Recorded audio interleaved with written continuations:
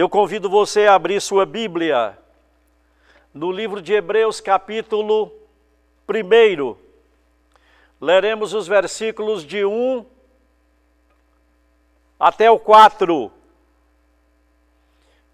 Você que está aí na sua casa, com a sua família ou no trabalho, pegue aí uma Bíblia e abra por gentileza em Hebreus, capítulo 1, versículos de 1 até o 4.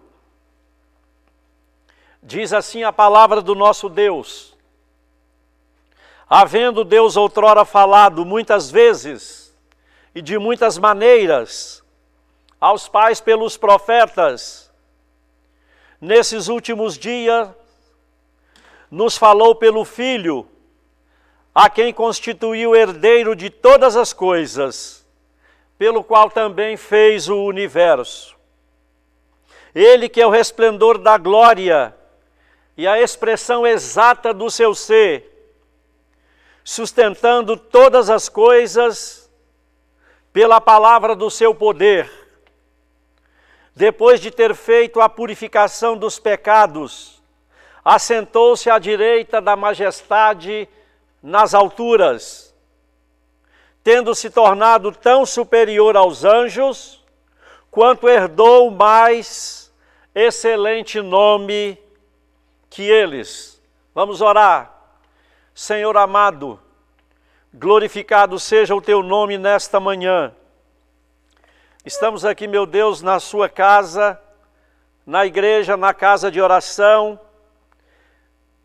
Agora que a tua palavra foi lida, nós vamos compartilhar com os meus irmãos e as minhas irmãs. Que o Senhor visite cada um nesta manhã, que os corações, que as mentes estejam sensíveis, estejam abertos para aquilo que o Senhor quer falar nessa manhã.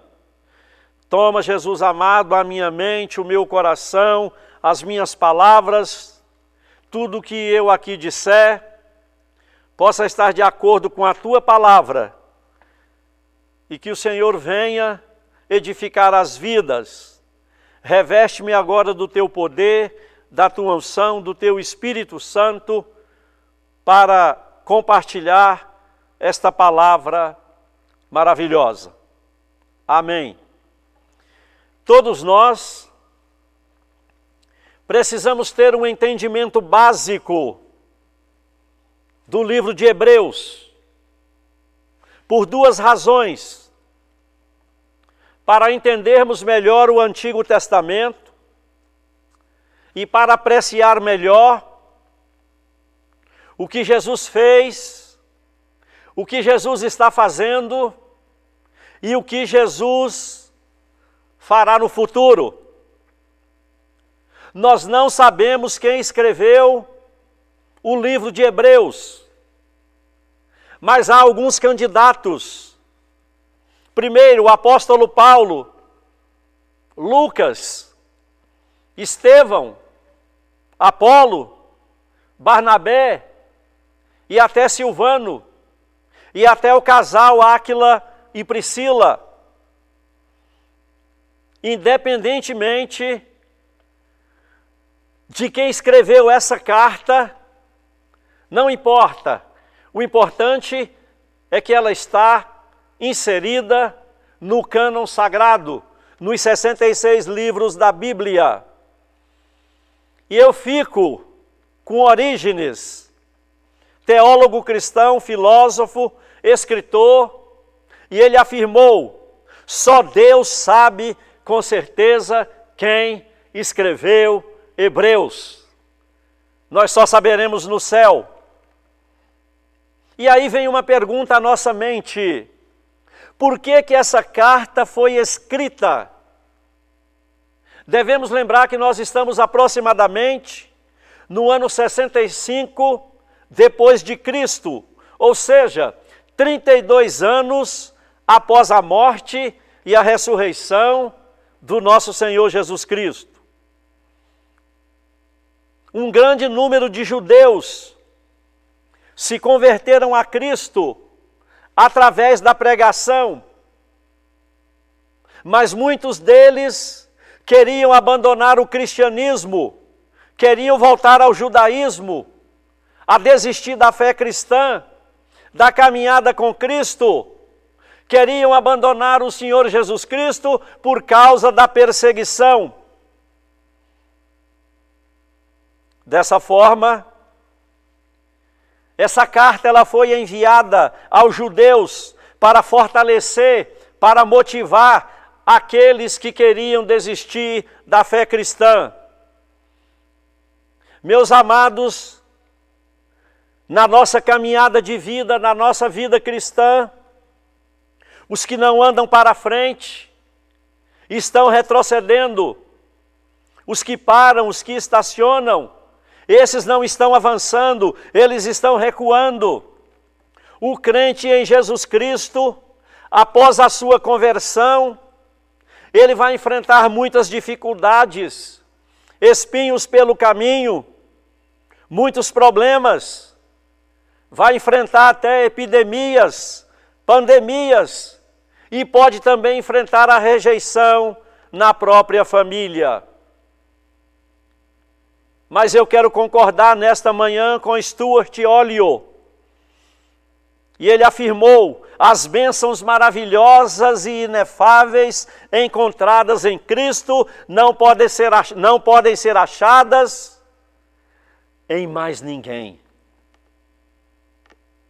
E o próprio escritor aos Hebreus, no capítulo 10, versículo 39, ele diz assim: nós, porém, não somos dos que retrocedem para a perdição, somos, entretanto, da fé para a conservação da alma. Meus amados, devemos olhar para a frente, devemos olhar para o alto, de onde veio o nosso socorro. A ordem de Deus é: diz ao povo que marche.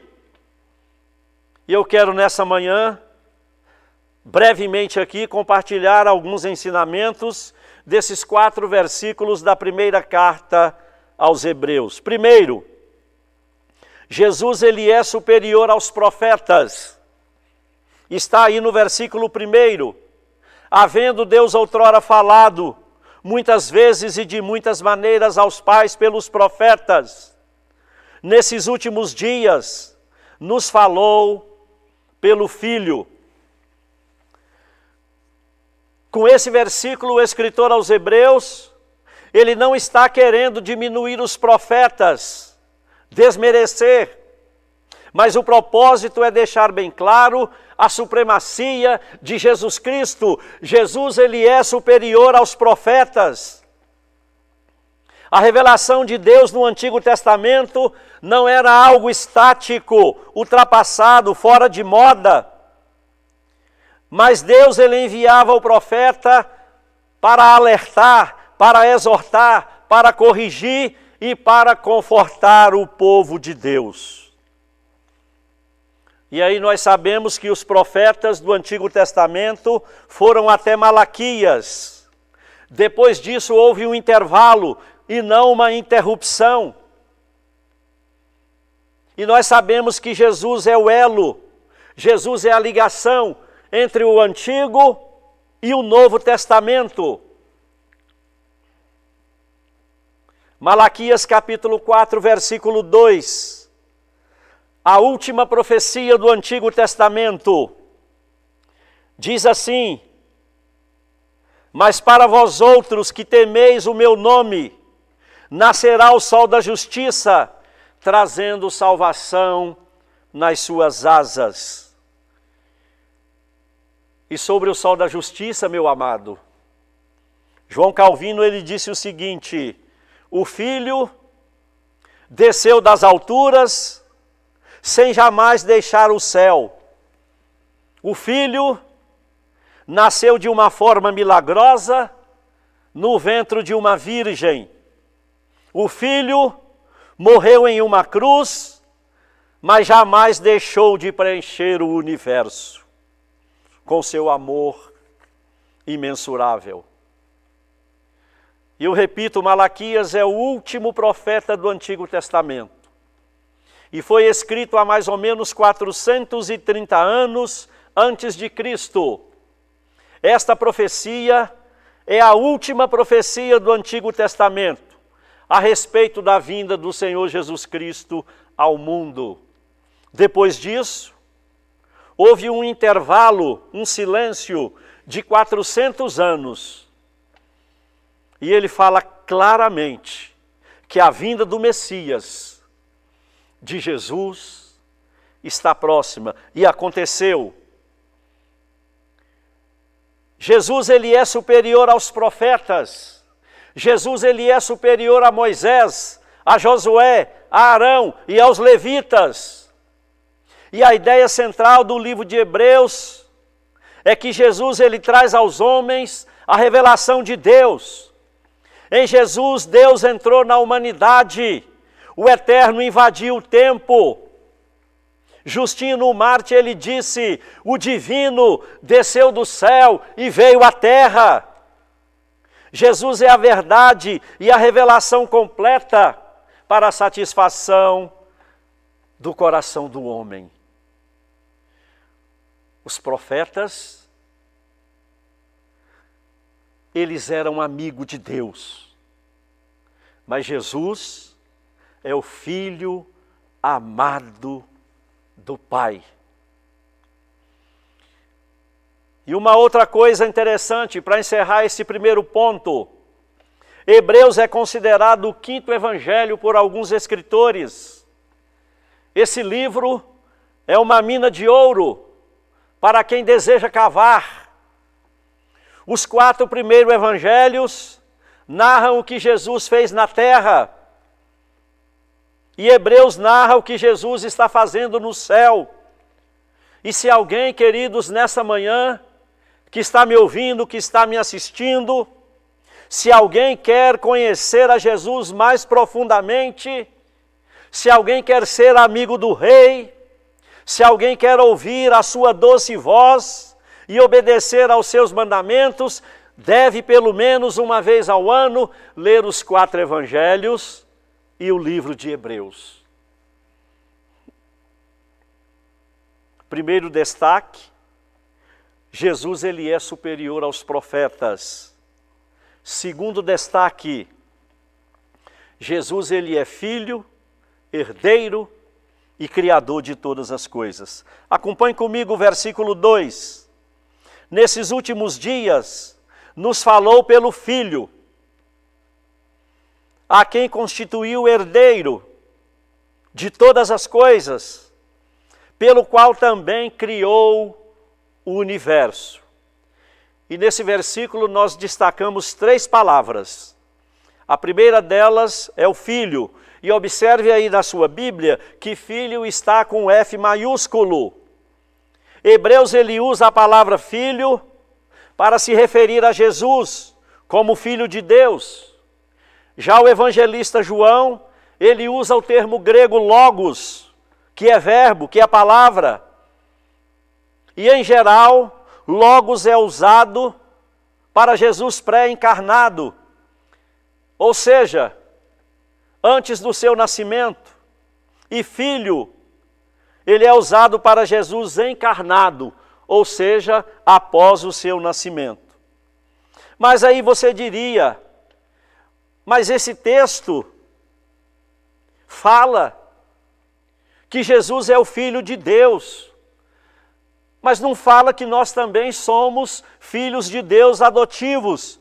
E eu lhes digo, não fique triste nessa manhã, se aqui no verso 2 se refere a Jesus como Filho de Deus, olha só que privilégio.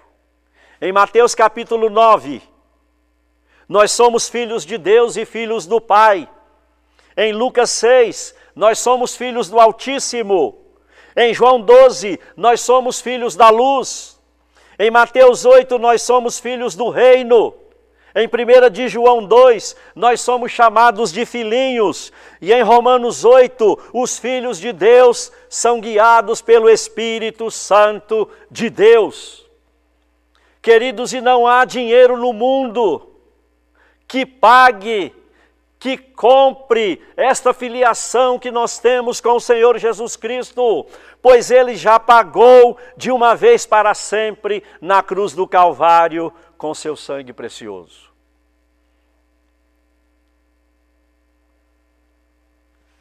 Detalhe importante. O fato de Jesus ser filho de Deus não significa que Deus criou o Filho, não. Jesus não é um fragmento. Jesus não é uma porção. Jesus não é derivado do Pai. Jesus não é uma xerox autenticada do Pai, não. Jesus não é uma forma aproximada do Pai.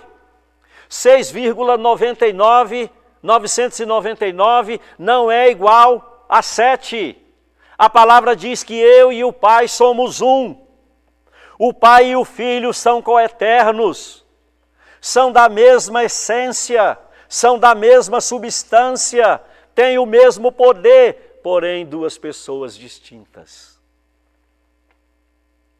E há uma relação eterna entre o Pai e o Filho. Mas a segunda palavra que se destaca aí nesse versículo 2, herdeiro, a quem constituiu herdeiro. Imagine você uma pessoa muito rica e ela tem apenas um filho.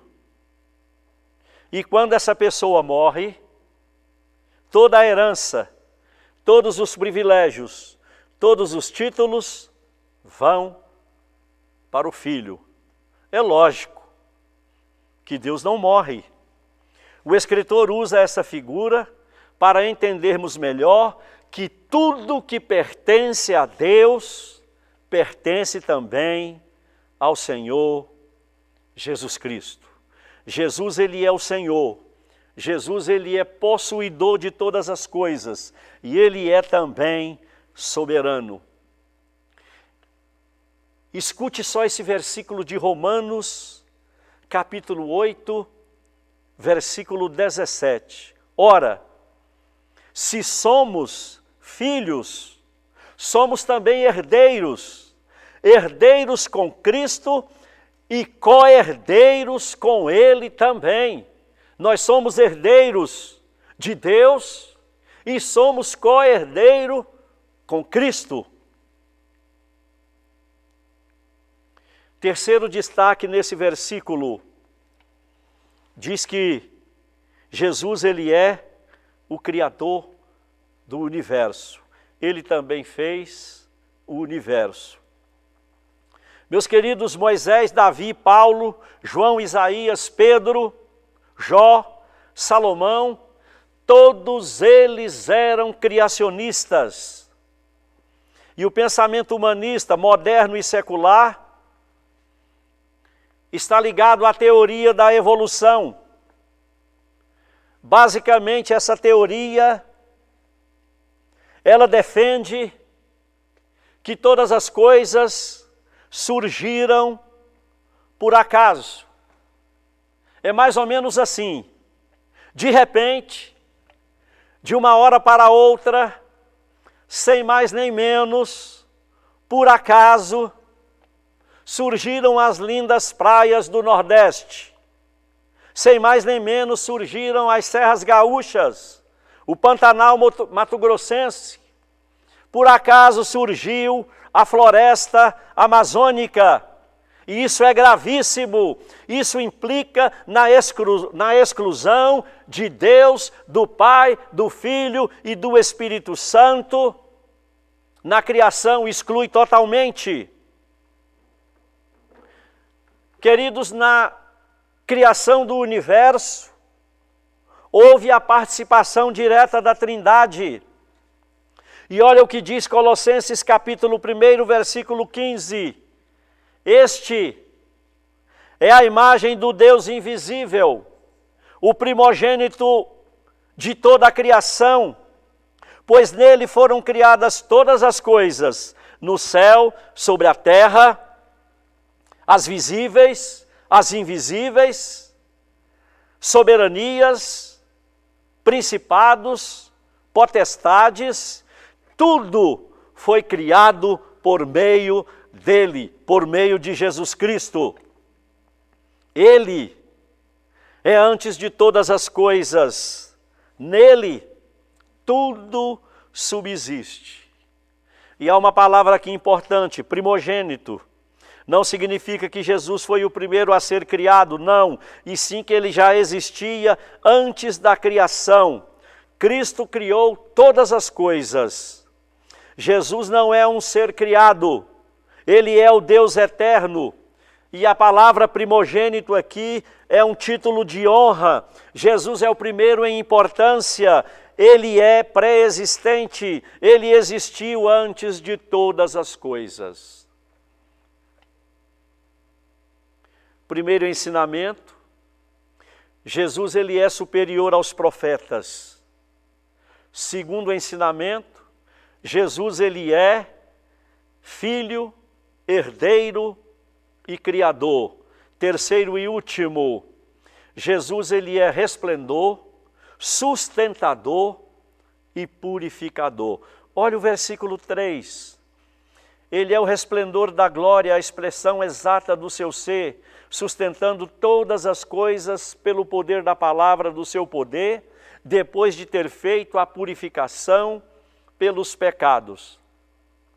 Meus amados, a palavra resplendor aqui indica para uma luz que brilha, que flui de um corpo luminoso. O sol irradia a sua luz com todo o seu brilho, reflexo e resplendor. Jesus também, ele irradia toda a luz de Deus. Alguns afirmam que Jesus é um ser iluminado. Não, Jesus ele é a própria luz. Jesus ele é o sol da justiça, ele é a luz do mundo e a brilhante estrela da manhã. E essa palavra resplendor também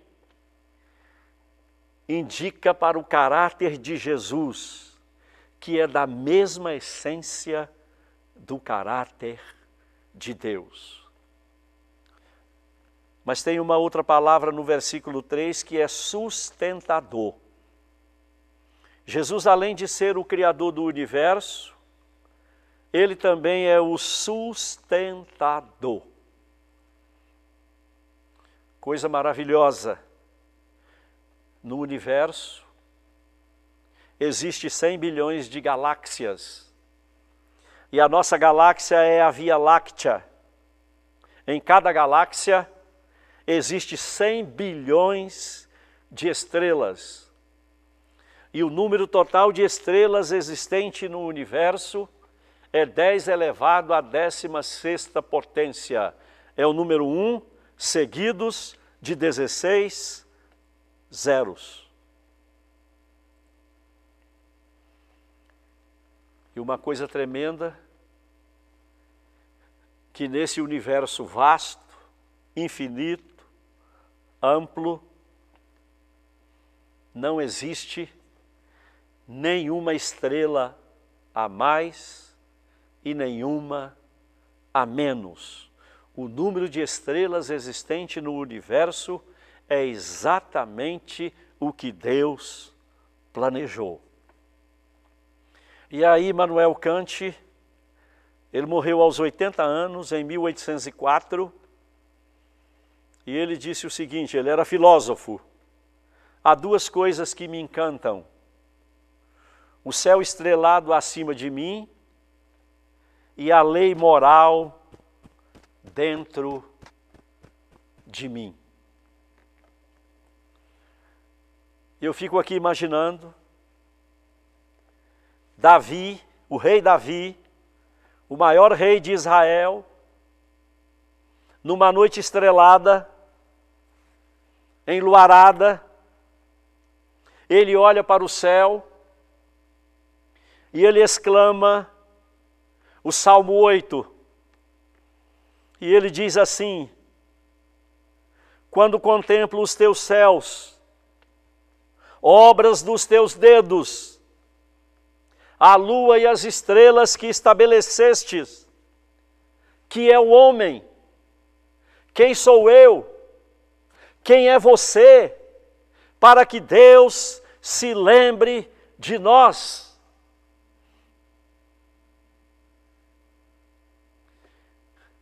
E eu fico aqui imaginando também, numa noite enluarada, estrelada, e nós sabemos que Abraão era amigo de Deus, e aqui eu estou imaginando, sem agredir o texto, Deus ele chega na tenda de Abraão, Gilcinho, e diz assim: Abraão, vem cá. E os dois eram amigos, e Deus coloca a mão no ombro de Abraão: vamos dar uma volta? E aí eles dão uma paradinha, e Deus diz assim para Abraão: olha para o céu. Abraão responde: estou olhando, Senhor. Abraão, conte as estrelas. Tá bom, Senhor, eu vou contar. 1, 2, 3, 4, 5, 6, 10, 20, 30, 40, 50, 60. Senhor, eu não consigo mais. São muitas, são milhares, são bilhões de estrelas. Pois é, Abraão, assim será a tua posteridade.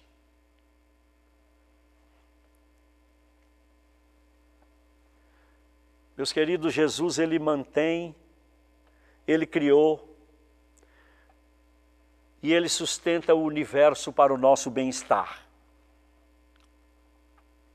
A temperatura média em alguns planetas, Mercúrio, 420 graus Celsius, positivo.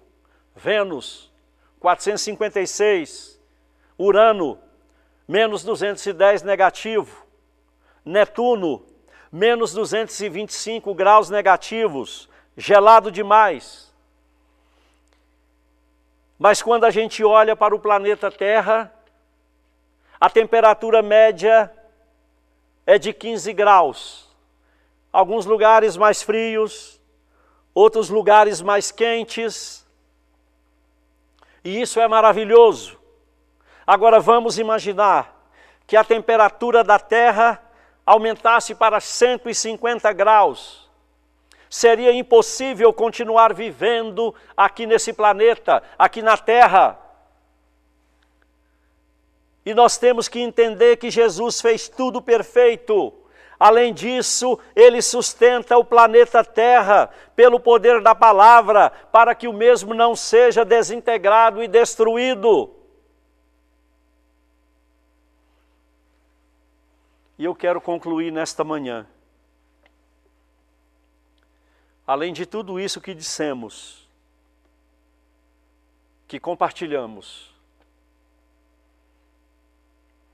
Jesus é o único no universo que tem autoridade na terra para perdoar e purificar os nossos pecados. Quando confessamos os nossos pecados, quando nós abandonamos, quando nós não mais praticamos, sabe o que Jesus faz com eles? Está lá em Miqueias capítulo 7, versículo 19, na linguagem de hoje. Novamente, terás compaixão de nós, acabarás com as nossas maldades e jogará os nossos pecados no fundo do mar. É como se colocasse uma plaquinha lá, proibido pescar. Porque Jesus, ele perdoa os nossos pecados. E uma outra coisa que queimou o meu coração nesse texto, o mesmo Deus que conta todas as estrelas do universo, chama todas pelo nome e nenhuma vem a faltar. É esse mesmo Deus, meus amados, que inclina para nós, que enxuga as nossas lágrimas e perdoa os nossos pecados. Jesus, o Rei, ele também está sentado à direita da majestade nas alturas. Jesus, ele foi crucificado, mas aonde ele está agora? Ele não está morto, mas ressuscitou. Ele não apenas ressuscitou, mas foi elevado às alturas, ele foi glorificado. Ele não apenas foi elevado às alturas, mas ele está sentado à direita de Deus, de onde governa a igreja, as nações, o universo, a minha vida e a sua vida. E além disso, ele intercede por nós e vai voltar gloriosamente para buscar os salvos e a igreja. Jesus, ele é superior aos anjos. Ele é um nome excelente acima de todos os nomes. Os anjos, meus amados, são apenas mensageiros. Jesus, ele é o Filho. Jesus, ele é a própria mensagem. Os anjos são meros adoradores. Jesus, ele é adorado e exaltado em toda a terra. Os anjos são meras criaturas. Jesus, ele é o Criador de todas as coisas. Os anjos são apenas servos. Jesus, ele é Senhor dos senhores e Rei dos reis. O nome do Senhor Jesus Cristo está acima de todo nome, no céu, na terra e debaixo da terra. Se o seu coração está ferido, triste, abatido, se você está pensando em jogar a toalha, se você está pensando em entregar os pontos, abandonar tudo, está pensando em abandonar a Cristo, abandonar a pessoa mais gloriosa e mais confiável no universo, se você está pensando em abandonar aquele que criou todas as coisas, aquele que quer dar sentido à sua vida, eu lhes afirmo nesta manhã, Jesus, ele quer te salvar. Ele quer perdoar os seus pecados.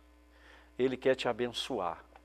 Ele quer abençoar você e a sua família. Estamos olhando para o futuro.